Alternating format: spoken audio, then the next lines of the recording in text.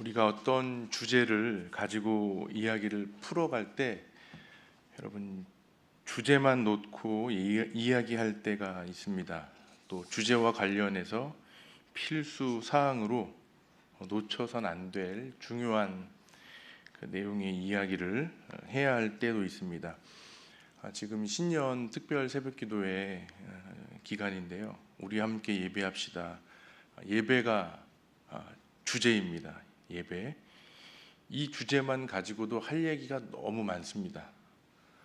또 예배와 관련해서 반드시 언급해야 하는, 빼놓고는 얘기할 수 없는 관련된 몇 가지 아젠다와도 같은 것들이 많이 있는데 그 중에 하나가 바로 교회입니다.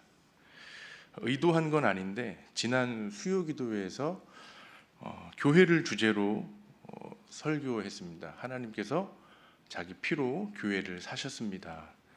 사도행전 본문을 가지고 교회에 대한 말씀을 나누었는데요. 그날의 말씀을 좀 정리해 보면 사도행전에서 예루살렘은 복음의 발흥지가 되죠. 그곳 예루살렘에서 복음의 불씨가 유다와 사마리아 그리고 땅끝까지 이르러 복음의 불이 퍼져 나갑니다. 그러니까 지리적으로 한 곳에서 시작되었던 복음이 아래 유다와 위에 북이스라엘 그리고 사방으로 퍼져나가는 것을 사도행전은 말하고 있습니다. 1장 8절에 우리가 다 암송하는 말씀이죠. 오직 성령이 너희에게 임하시면 너희가 권능을 받고 예루살렘과 온 유대와 사마리아 땅끝까지 이르러 내 증인이 되리라. 감사합니다.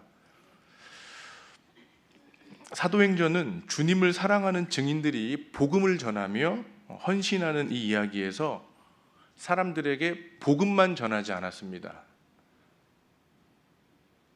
교회를 세웠습니다. 복음을 전하고 교회를 세운 겁니다. 그들의 땅에 교회를 같이 만들어 준 겁니다. 바울이 밀레도에서 장로들과 마지막 인사를 나눌 때 무슨 말을 나눴죠? 세 가지였다고 말씀드렸어요. 첫 번째, 여러분 자신을 위하여 온 양떼를 위하여 삼가라. 여러분의 신앙을 스스로 살피라. 그 얘기한 것이었고, 두 번째가 성령이 그들 가운데 여러분을 감독자로 삼았다. 밀레도 장로들에게 그 말을 하는 거예요. 그러면서 주님 말씀, 누구든지 나를 따라오려거든 자기를 부인하고 자기 십자가를 지고 나를 따를 것이다. 자기 십자가는 내가 지고 싶은 게 아니라 남이 지어주는 게 십자가라고 말씀드렸습니다. 교회에서 내가 지고 싶은 걸 지는 건 자기 십자가가 아니고 내 허영이고 내 욕심이고 내 욕망이고 내 자랑이다. 이 말씀 나눴어요. 세 번째가 바로 하나님이 자기 피로 교회를 사셨다. 그래서 교회는 하나님의 것이다 라고 말씀 나누었습니다. 오늘은 교회에 대한 두 번째 이야기를 좀 해보려고 합니다.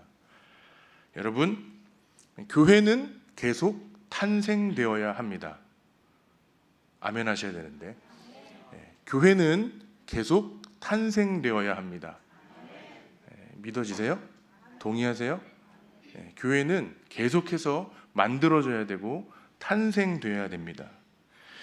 우리나라 젊은이들이 결혼도 늦고 또 자녀를 낳지 않아 심각한 사회적 문제인데요. 가정이 탄생하고 자녀들이 태어나야 하는 것처럼 교회도 계속 탄생해야 됩니다. 이유가 있어요. 하나님은 교회를 통해서 일하십니다. 에베소서 1장 마지막 절에 우리 지난 부흥회 때 목사님이 말씀하셨던 것 같은데요.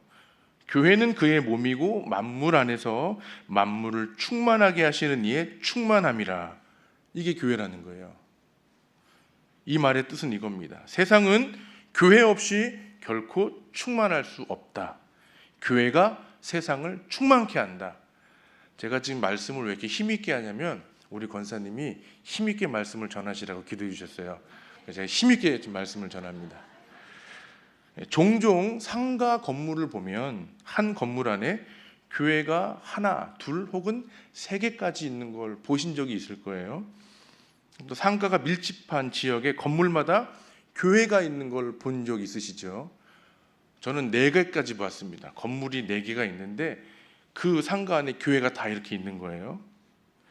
사람의 말이 중요한 건 아닌데 이런 말을 들어보았습니다.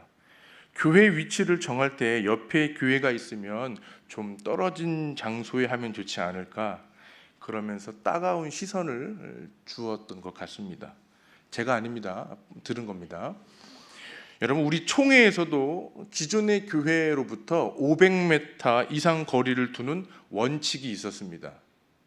교회를 개척할 때, 물론 우리 교단 안에서, 노회 안에서의 얘기지만 이런 원칙이 있었어요. 교회로부터 500m 거리를 두고 교회를 개척하도록. 그런데요, 2018년 제103회 총회에서 거리 제한 규정을 폐지했습니다. 위치보다 인적 요건에 맞춰서 개척하는 것을 허용한 거예요. 다만 노회의 승인을 받아 설립하도록 하는 법적인 절차를 남겨두었지만 바로 옆에 교회에 있는 게 교회 개척하는 것에 전혀 문제가 되지 않는다입니다. 여러분, 생각은 각자의 몫입니다. 저는 여러분들이 그런 교회를 보게 될 때 이런 생각들을 하시면 좋겠습니다. 하나님께서 이렇게 교회들이 밀집해 있는 지역, 상가 교회들이 많이 있는 교회들을 보면서 주님이 하실 일이 참 많으시구나. 옳고 그름을 판단하면 여러분, 원수에게 정죄거리가 됩니다. 사람이 모여 있는 곳, 특별히 예수님을 알지 못하는 사람들이 더욱 많은 곳이라면 그곳은 더욱더 시급히 교회가 세워져야 합니다. 은광교회처럼 지역교회에 여러 교회들이 있는 것처럼 도시에도 교회가 세워져야 돼요. 친구 목사님이요, 도시에 교회를 개척했습니다. 주일에는 사람이 없어요. 도시에 교회를 개척한 거예요. 저와 같이 젊은 목사들이 홍대에도 교회를 개척하고 대학로에도 교회를 개척하고 신촌에도 교회를 개척합니다. 주중에 회사 돌아가는 그곳에 교회를 개척한 거예요. 왜 개척했을까요? 젊은 사람들이 떠난 농촌과 어촌에도 교회가 있어야겠죠. 부르심은 다 다를지라도 여러분, 교회는 계속해서 세워져야 합니다. 할렐루야. 교회를 세우시며 역사하시는 하나님을 찬양하고 하나님의 역사를 볼 수 있는 눈이 저와 여러분 가운데 있기를 바랍니다. 여러분, 다시 한번 선포합니다. 우리에게 교회가 가장 소중합니다. 여러분, 성도에게 교회는 가장 소중한 곳입니다. 하나님은 교회를 소중히 여기는 사람에게 당신의 뜻을 보여주세요. 오늘 기도할 때 하나님께서 우리 안에 교회를 소중히 여기는 마음이 새롭게 부어주시길 바랍니다. 여러분, 교회만큼 소중한 한 가지를 더 말해보라면 그건 아마 가정이겠죠. 교회와 가정. 교회와 가정은 마치 동전의 양면 같아서 교회가 중요한 만큼 가정도 중요합니다. 그러니까 교회가 중요한 만큼 가정을 중요하게 여기셔야 되는 거죠. 그렇게 돌보아야 됩니다. 또 가정이 중요한 만큼 교회를 그렇게 중요하게 여기고 교회를 돌보셔야 됩니다. 재정적으로 약한 성도들의 가정을 교회가 돌봅니다. 그거 국가가 해야 하는 일 아닌가요? 라고 이렇게 하는 분들도 있어요. 저는 그 질문에 예수님께서 바리새인들에게 세금 낼 돈을 언급하셨던 말씀으로 좀 대답해 드리고 싶어요. 가이사의 것은 가이사에게, 하나님의 것은 하나님에게 바치라. 국가가 책임지고 돌아볼 가정은 국가가 하면 되고, 교회가 긍휼을 베풀어야 할 가정은 교회가 긍휼을 베풀면 되는 겁니다. 교회와 가정은 동전의 양면과 같다고 말씀드렸어요. 교회가 중요한 것처럼 가정을 돌보는 것, 가정이 중요한 것처럼 교회를 돌보는 것, 상당히 중요합니다. 어느 게 먼저라고 말할 수 없을 만큼 이 둘은 너무도 중요합니다. 왜 그럴까요? 하나님께서 이 세상에 당신이 친히 만드신 기관이 두 개가 있는데 바로 교회와 가정입니다. 순서상으로 보면 교회보다 가정을 먼저 만드신 것 같아요. 창세기 첫사람 아담을 여자에게 이끌어내어 같이 그렇게 가정을 이루게 하셨습니다. 여러분, 하나님께서 처음부터 이들 부부에게 완벽한 상태로 가정을 주지 않으셨어요. 하나님이 만들어 주실 때 이 두 사람에게 기본적인 것들만 채워서 살아가도록 하셨습니다. 나머진 너희가 채워라. 아담과 여자가 부족함을 새로 채우며 기쁨과 만족과 보람과 뿌듯함, 이와 같은 마음의 충만한 상태가 두 사람에게 행복함으로 살아가도록 하게 하신 것입니다. 주님은 이걸 아시고 남겨두시고 서로 부부가 채워가도록 하신 겁니다. 여러분, 하나님께서 가정과 교회를 만들어 주셨다는 이 말은 우리도 이 두 가지를 같이 만들어 가야 한다는 겁니다. 하나님께서 교회와 가정을 완벽한 상태로 우리에게 주신 게 아니에요. 우리의 가정, 우리의 교회가 완벽하지 않습니다. 이 가정과 교회를 우리에게 주실 때 에덴 동산에 잇대어서 보면 비슷한 부분이 참 많습니다. 완전한 형태로 주신 게 아니었습니다. 에덴 동산은 너무도 아름다운 곳이었지만 땀 흘려 경작하며 살도록 하신 곳입니다.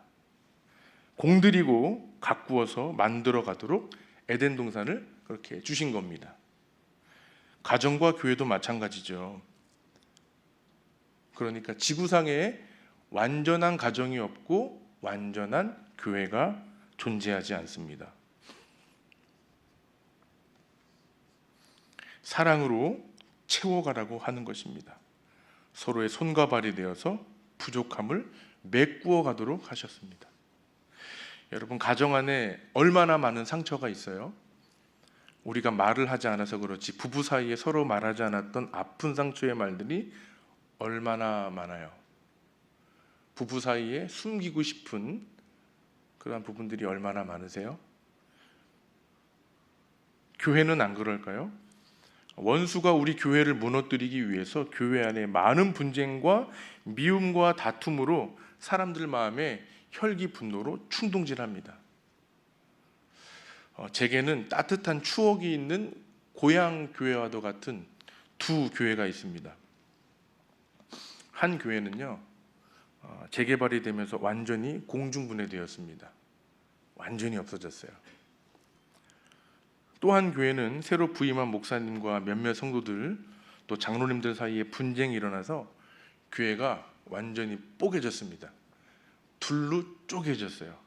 그럼 그 성도들이, 인원들이 둘로만 나눠지면 되는데 그렇게 되겠어요? 아니죠. 여기저기 뿔뿔이 터지는 거예요. 교회를 건축하고 재건축하면서 교회를 이제 증축하면서 상당히 많은 돈을 이제 헌금도 하고 또 은행에서 대출도 받고 했는데 상당히 힘들어한다는 소식을 친구 안수 집사를 통해서 듣게 됩니다. 완전한 가정이 존재하지 않고 완전한 교회도 존재하지 않습니다. 남편이 마음에 안 든다고 남편을 바꾸는 세상을 살고 있어요. 아내가 마음에 안 든다고 아내를 바꾸는 세상입니다. 교회라고 별거 있겠어요, 여러분? 교회에서 누군가 마음이 상해 있다가 나와 마음이 안 맞으면 말없이 교회를 바꾸는 세상을 살아갑니다. 젊은 세대가 교회에 떠날 것을 염려하며 그들의 눈치를 보는 시대를 살아가고 있습니다. 이렇게 말하면 너무 우울한 것 같습니다. 그러나 우리는 믿음 안에서 이렇게 말할 수 있습니다. 그래도 그나마 괜찮은 가정이 존재합니다. 그나마 괜찮은 교회가 존재합니다. 우리가 그렇게 괜찮은 가정을 만들어가는 것이고 괜찮은 교회를 같이 만들어 가는 것입니다. 누구의 몫이에요? 여기 앉아 계신 분들의 몫입니다. 저의 몫이고 여러분의 몫인 줄 믿습니다. 우리가 해야 할 몫입니다. 우스갯소리로요, 오래전 신학교에서 이런 찬양을 불렀다고 하죠. 저도 우리 교수님한테 들었어요. 신학교에 입학해 첫 채플에서 날 불러오신 주님의 사랑에 너무 감사해서 뜨거운 마음으로 주님, 내가 여기 있사오니 나를 보내소서, 나를 써주소서, 부름받아 나서니면 어디든지 가오리다. 이렇게 찬양을 하다가 학부 4년 마치고 신대원 3년 졸업할 때 어떻게 불러요? 주님, 제가 저기 싸우니 쟤를 보내소서. 목사가 되어 보니 임지를 정할 때 주님, 부름받아 나서니면 내 맘대로 가오리다. 이렇게 부른다는 거예요. 제가 목사가 되어 보니까 임지를 결정할 때 죄송해요. 자유할 수 없는 저의 모습, 저의 자아가 보이는 겁니다. 주님은 다 아십니다. 감찰하신 하나님께서 그 마음의 태도와 동기를 살피며 그 사람에게 영광을 받기도 하시고 영광을 치우기도 하십니다. 근데 지금 이제 오늘 교회가 주제니까요. 가정은 잠시 좀 생략하고요. 교회를 계속 말씀드려보죠. 하나님이 세상을 이처럼 사랑하사 독생자를 주셨으니 이는 그를 믿는 자마다 멸망하지 않고 영생을 얻게 하려 하심이라. 예수님께서 하나님의 구속사를 이 땅에 실현하시기 위해서 십자가에서 당신의 생명을 자원하는 마음으로 기꺼이 버리셨습니다. 주님의 죽으심과 부활하심과 하늘의 그 승천하신 사건은 세상을 떠난 이후에 남겨질 우리들이 성령 안에서 교회 시대가 열리며 교회로 승리하도록 하나님께서 교회를 주시기 위해서 이 교회가 세상의 유일한 구원이요 소망이 되도록 사람들에게 위로와 희망을 주는 교회가 되도록 우리에게 주신 것입니다. 여러분, 교회를 위해서 나를 드리고 나를 헌신하는 사람이 되기를 바랍니다. 오늘 본문의 말씀은 아니지만요, 연결된 메시지예요. 기억해 보시기 바랍니다. 기억하셔야 됩니다. 교회를 위해 헌신한 사람, 복음을 위해 자신을 드리는 사람은 훗날 주님께서 부르실 그날 저와 여러분에게 예비되어 있는 천국집에 면류관과 함께 상급을 쌓아 주실 거예요. 죽어 돌아갈 그 나라에 내 이름으로 된 그 집에 문 열고 들어가면 우리가 이 땅에서 섬겼던 모든 수고에 하나님께서 상급으로 그 집에 두실 것입니다. 우리가 그거 보고 신앙생활하는 거예요. 그냥 헌신하는 게 아닙니다. 기억하세요. 내가 죽어 돌아갈 그 나라에 내 이름으로 된 천국집에 하나님께서 예비하신 상급이 있습니다. 그거 생각하면 기뻐요. 힘이 나요. 할렐루야.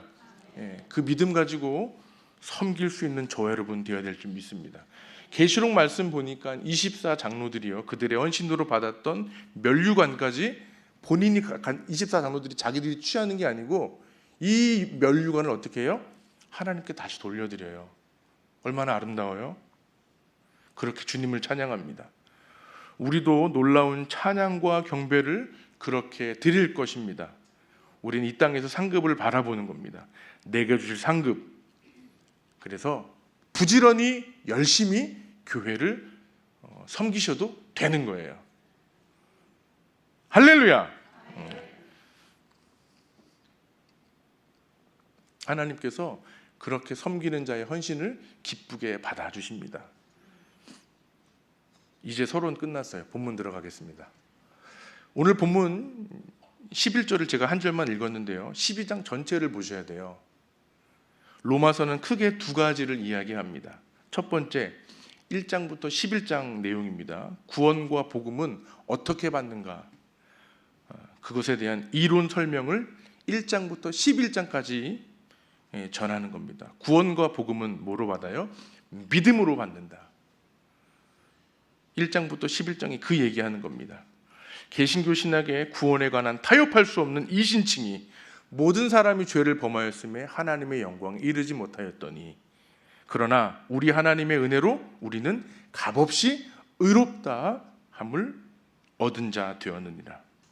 하나님 앞에서 의로우심, 우리가 하는 그 의로움은 선행이나 율법 준수로 얻어지는 게 아니고 오직 믿음으로만 얻어진다. 이게 로마서 1장부터 11장까지 주구장창 계속 전하는 메시지입니다. 이 믿음이 우리를 구원에 이르도록 하는 지혜가 된다고 말합니다. 오늘 본문으로 읽지는 않았지만 12장 1절, 우리가 지금 하고 있는 특별 새벽 기도의 주제이기도 한 이 말씀의 시작이 어떻게 돼요? 그러므로 형제들아. 뭐에 대한 그러므로일까요? 1장부터 11장까지 길게 설명했던 오직 믿음으로 사는 것에 대한 그러므로입니다. 그래서 로마서가 말하는 두 번째 메시지는 바로 12장부터 마지막 장까지 구원과 복음에 대한 삶의 이야기, 삶의 태도, 행실, 모습, 그걸 말하는 것입니다.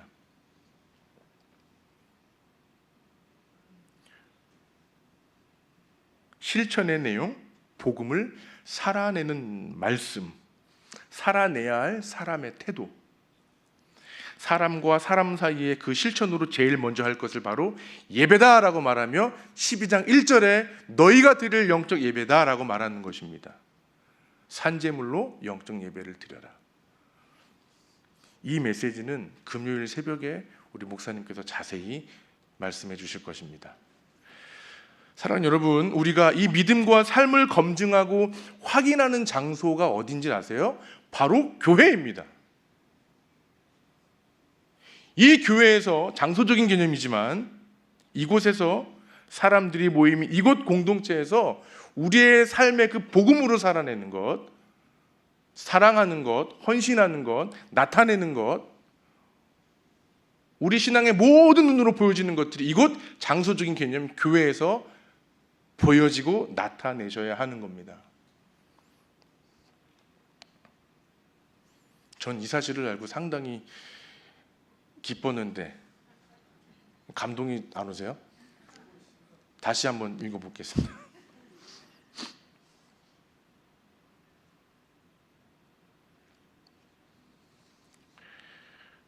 우리가 그리스도인이 된 이후에, 하나님의 자녀가 된 이후에 하나님의 자녀로서 살아가는 삶의 근거가 되는 것, 우리의 노력이나 열심, 어떠한 실력이 아닙니다. 바로 하나님의 은혜입니다. 바울은 이것을 가리켜 이렇게 말하는 거예요. 그 하나님의 은혜를 받아서 바울이 이 말을 하는 겁니다. 내가 하나님의 모든 자비하심으로 너희를 권하노니. 믿음에 대해서 설명하고 난 이후에 12장에 와서 너희가 드릴 영적 예배, 가장 먼저 해야 될 게 이것인데 하나님의 모든 자비하심으로 너희에게 권하노니, 이 말을 하며 영적 예배를 드려라. 영적 예배가 무엇인가 알려주는 겁니다. 여러분, 영적 예배는 바로 복음을 살아내는 삶의 태도로 보여지는 겁니다. 그리고 3절과 5절도 보세요. 3절에서 5절. 바울은 내게 주신 은혜로 로마에 있는 성도들에게 권면하면서 또다시 복음을 살아내도록 삶에 대한 태도를 말하고 있어요. 6절부터 10절도 보시기 바랍니다. 7가지 은사가 나와요. 각 사람에게 주신 대로 교회를 섬겨라. 이것도 뭘 말하고 있어요? 교회 안에서 복음을 살아내는 사람들의 태도와 모습을 말하고 있는 겁니다. 어떻게 해요? 예언이면 믿음의 분수대로, 섬김은 섬김으로, 가르치는 자는 가르침으로, 위로하는 자는 위로하는 일로, 구제하는 사람은 성실함으로, 다스리는 자는 부지런함으로, 긍휼을 베푸는 자는 즐거움으로, 각 사람에게 주신 은사를 가지고 뭐 하라고요? 교회를 섬겨라. 이것도 바로 복음을 살아내는 삶에 대한 태도입니다. 여러분 9절과 10절도 보세요. 사랑엔 거짓 없이 악을 미워하고 선에 속하라. 사랑을 말하는데 거짓된 사랑이 있다고 말합니다. 거짓 없이, 원어 성경을 보니까 그 뜻이요, 이렇게 한 3가지로 나와요. 위장하다, 혹은 가면을 쓰다, 연기하다, 그런 뜻이에요. 뭐예요? 속이지 말라는 거예요. 속이지 말라는 얘기는 속지 말라는 말입니다. 거짓말이죠. 거짓됨이죠. 남을 속이는 사람은 결국 자신도 속이는 사람입니다. 속은 그렇지 않으면서 위장한 모습, 본 모습을 가리고 가면을 쓰고 연기하는 것처럼, 네, 바울이 이 본문에 말을 하는 거예요. 사랑에는 거짓이 없나니 악을 미워하고 선에 속하라. 네, 이 말이 참 어려워요, 여러분. 선에 속하다. 선이 뭐예요? 선? 착한 건가요? 착함을 말하는 거예요. 그러면 하나 더 질문해 볼게요. 저와 여러분 안에 착함이 있어요? 우리 안에 선함이 있나요? 우리는 나면서부터 죄인이잖아요. 태생적으로 선함이 없습니다. 선한 존재가 아닙니다. 다만 하나님이 잠깐 은혜 주시면 그때의 그 은혜로 착한 모습이 잠깐 보일 뿐이에요. 착각하지 마세요. 나 괜찮은 사람 아닙니다. 여러분, 나 스스로를 괜찮은 사람으로 생각하시면 안 돼요. 그때부터 넘어지는 거예요. 그런데 뭐라고 말해요? 선에 속하라. 선에 속하다. 원어를 보니까 의미가 이해됩니다. 속하다. 무슨 뜻이냐면 굳게 붙이다입니다. 딱 붙이다. 붙이려면 본드 같은 접착제가 필요합니다. 그 접착제가 뭐예요? 거짓 없는 신실함이라고 말하는 겁니다. 진리 되신 예수님으로 붙여라. 저는 좋아하는 즐겨 신는 구두가 있습니다. 오래 신다 보니까요, 굽도 달고 가죽도 까지고 했어요. 여러분, 요 앞에 구두방 있죠? 스타벅스 앞에. 뭐 다 아시는 거니까 오래된 곳이잖아요. 그분이 세강교회 안수 집사님이세요. 저는 그분을 형님으로 부릅니다. 중학생 때 그 아파트 세차 아르바이트 약 30년 전의 일이에요. 오래전 그 형님과 세차일을 같이 했어요. 거기서 만난 거예요. 그때 그 형님이 나는 불광동에서 구두방을 해. 한번 놀러 와. 은강교회 부임해서 찾아갔습니다. 저를 보더니 살이 많이 쪘대요. 그리고 옛날에 그 모습이 있는데 제가 형님 하니까 막 목사님이 안수 집사한테 형님 하니까 그분이 막 너무너무 힘들어하시는 거예요. 형님한테 좋아하는 구두 굽도 갈고 깨끗하게 해서 신고 있는데요. 시간이 지나니까 붙였던 구두굽이 떨어지는 거예요. 어떻게 했을까요? 가서 또 붙인 겁니다. 사랑하는 여러분, 사랑에는 거짓이 없고 악을 미워하라고 합니다. 우리가 사랑에 속하라, 선에 속하라, 붙이는 거라 그랬는데요. 진실됨으로 성실함으로 교회 공동체에 딱 붙어 계시길 축복합니다. 이게 악을 이긴다라고 말하는 거예요. 떨어지면 또 붙이시면 돼요.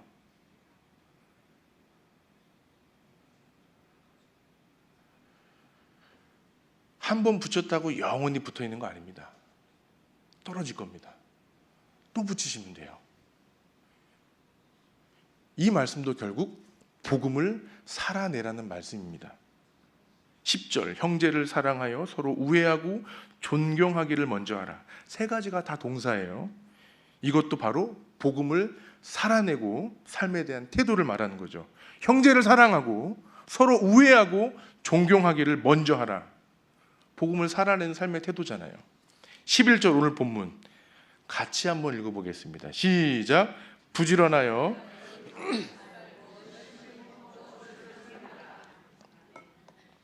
제가 오대광의 출애굽기 설교하면서요, 예전에 엔트로피 법칙이라고 한번 말씀을 드렸어요.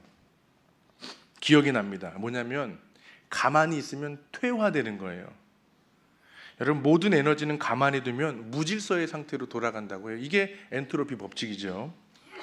악기를 탁월하게 연주하는 사람이 그 탁월한 연주 실력을 갖기 위해서는요, 매일같이 꾸준히 연습하는 게 있는 겁니다. 아무리 실력자라고 해도 연습 안 하면 실력은 퇴화되는 겁니다. 여러분, 새 차를 생각해 보세요. 새 차를 샀어요. 처음에 새 차인데 관리하지 않고 있으면 1년만 지나 보세요. 똥차, 헌차. 우리 신앙도 마찬가지겠죠.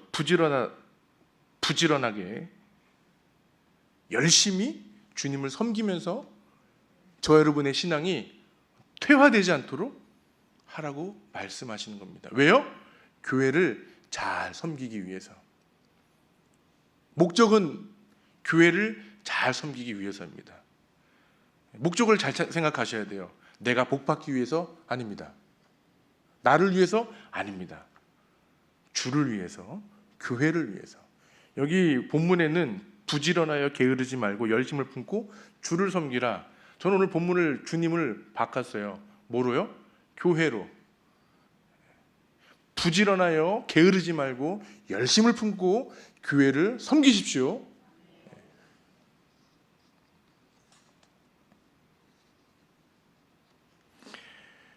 여기 부지런하다는 것은요, 신속함이라는 뜻을 가지고 있어요. 내게 주어진 일을 미루어 하지 않으면 신앙도 떨어진다, 그 말입니다. 부지런함을 방해하는 것이 바로 게으름인데, 열심을 품고 복음을 살아내어 주님의 교회를 섬기는 것, 이것이 바로 믿음으로 의롭다함을 얻은 성도들이 해야 할 모습이라고 우리에게 전하고 있습니다. 사랑하는 여러분, 성령께서 교회 시대를 살아가는 저와 여러분에게 부지런히 열심히 교회를 섬기라고 말씀하십니다. 12절 13절도 보세요. 소망 중에 즐거워하고 환난 중에 참고 기도에 항상 힘쓰고 성도들의 쓸 것을 뭐하라고요? 공급하라. 손대죠. 다 복음을 살아내는 삶의 태도에 관한 말씀입니다. 12장부터 16장까지 하나하나 다 보세요. 이 말씀으로 다 해석이 됩니다. 우리는 믿음으로 의롭다 하심을 얻은 하나님의 교회가 되었습니다. 교회를 세우고 교회를 지키며 교회와 함께 주님을 위해 복음을 살아내는 삶에 대한 태도가 저와 여러분에게 있기를 축복합니다.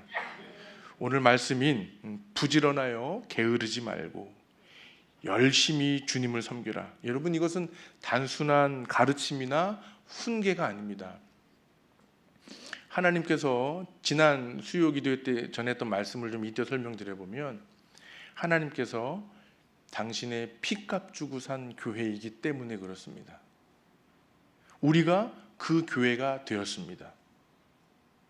때문에 이 세상에 남겨져 있는 동안 저와 여러분만이 할 수 있는 교회됨으로 교회가 세상을 충만하게 할 수 있는 것입니다.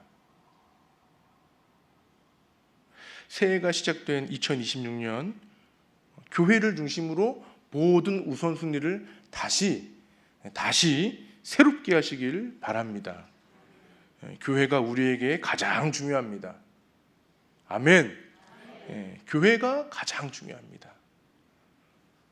하나님께서 지혜와 계시의 영으로 교회를 위해 교회와 함께 또 그렇게 하는 주의 종들에게 힘과 능력과 지혜를 주실 것입니다.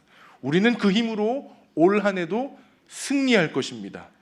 그리고 교회의 신비를 깨달아 알게 해 주실 것입니다. 피값 주고 사신 교회, 부지런히 열심히 섬기는 저와 여러분 될 수 있기를 주님의 이름으로 부탁드립니다. 우리 말씀을 생각하면서 함께 찬양하기 원합니다.